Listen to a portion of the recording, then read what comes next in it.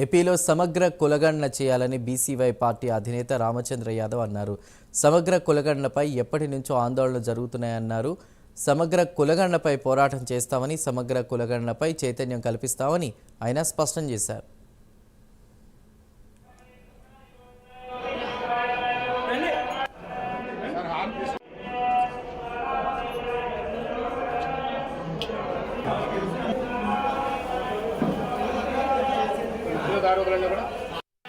ఖచ్చితంగా ఆంధ్రప్రదేశ్ రాష్ట్రంలో సమగ్ర కులగణన జరిగి తీరాలి.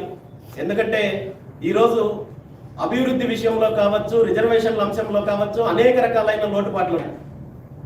ఈ కులగణనకు సంబంధించి గత కొన్ని సంవత్సరాల నుండి అనేక మంది పోరాటం చేస్తున్నప్పటికీ కూడా కులగణన విషయంలో ప్రభుత్వము చిత్తశుద్ధి లేకపోవడం వల్ల కావచ్చు, వీళ్ళు రాజకీయాల కోసం ఉపయోగించుకుంటున్నారు తప్ప, ముఖ్యంగా గత ప్రభుత్వ హయాంలో 2024 ఫిబ్రవరిలో జగన్మోహన్ రెడ్డి గారి ప్రభుత్వం కులగణన చేపడతామని చెప్పి ఆ రోజు జీవో తీసుకురావడం జరిగింది.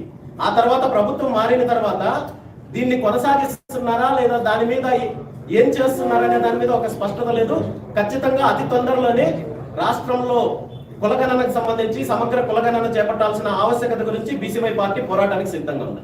చైతన్యం అయితే వస్తోందన్న, చైతన్యం ఉంది. జరుగుతున్న అన్యాయం గురించి రాజకీయంగా కావచ్చు, సామాజికంగా కావచ్చు, అన్ని రకాలుగా బీసీలు ఏ విధంగా నష్టపోతున్నారనే దాని మీద పూర్తి చైతన్యం వస్తోంది. అయితే ఈ రెండు పార్టీలు, ప్రధాన పార్టీలు కూడా బీసీలని ఏ విధంగా మోసం చేస్తున్నాయనే దాని మీద కూడా అవగాహన ఉంది. ఇప్పటి వరకు అయితే ఈ రెండు పార్టీలను ఎదిరించడానికి ఒక ప్లాట్ఫామ్ లేదు కాబట్టి ఏదో ఒక రకంగా వీళ్ళు ఓటు బ్యాంక్ రాజకీయాలు చేస్తూ వచ్చారు. రాబోయే రోజుల్లో బీసీవై పార్టీ దీని మీద ఒక స్పష్టమైన ప్రణాళికతో ప్రజల్లోకి వెళ్ళడానికి సిద్ధంగా ఉంది. బీసీల పక్షాన వెనకబడే